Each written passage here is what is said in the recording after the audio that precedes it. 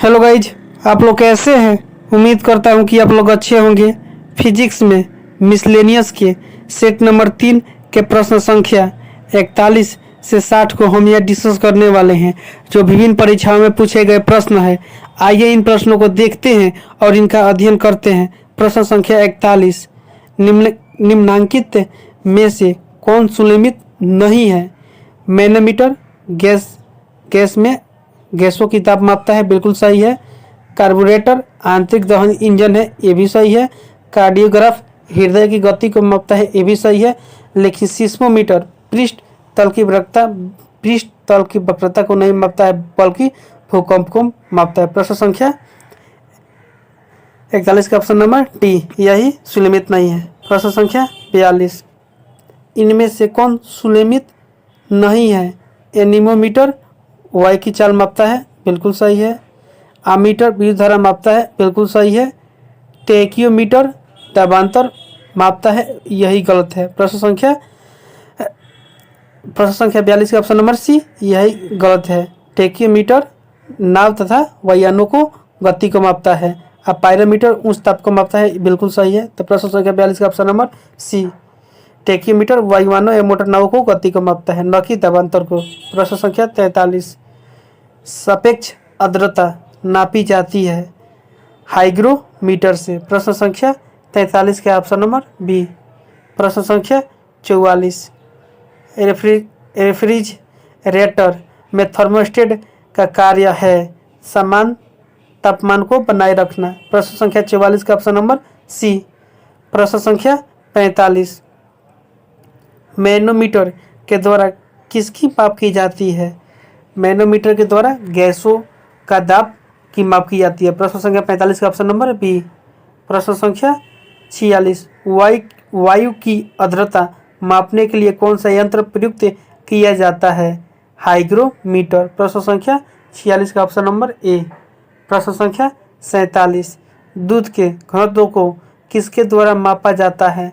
Lactometer द्वारा दूध घनत्व को मापा जाता है। प्रश्न संख्या 47 का ऑप्शन नंबर ए। प्रश्न संख्या 48, निम्न में से किसका उपयोग ऊंचाई मापने के लिए होता है।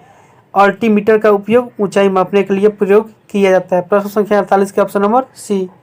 प्रश्न संख्या 49, भूकंप की तीव्रता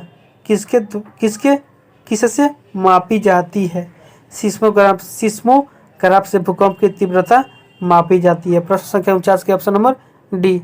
प्रश्न संख्या 50, कार्बोरेटर का उपयोग होता है पेट्रोल के साथ हवा को मिश्रित करना। प्रश्न संख्या 50 के ऑप्शन नंबर बी। प्रश्न संख्या 51, रेक्टिफायर का उपयोग किया जाता है एसी को डीसी में बदलने के लिए, एसी वोल्टेज को डीसी में बदलने के लिए। प्रश्न संख्या 51 का ऑप्शन नंबर डी। प्रश्न संख्या 52, सूर्य की किरणों की तीव्रता मापने वाले उपकरण को क्या कहते हैं। एक्टियोमीटर। प्रश्न संख्या 52 का ऑप्शन नंबर सी।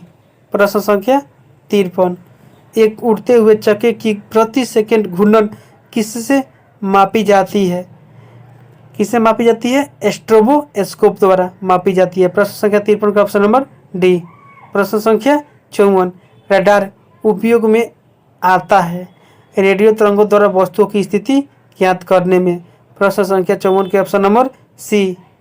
प्रश्न संख्या 55, साइक्लोट्रॉन किसको त्वरित करने के लिए प्रयुक्त किया जाता है। प्रोटॉन को। प्रश्न संख्या 55 का ऑप्शन नंबर बी।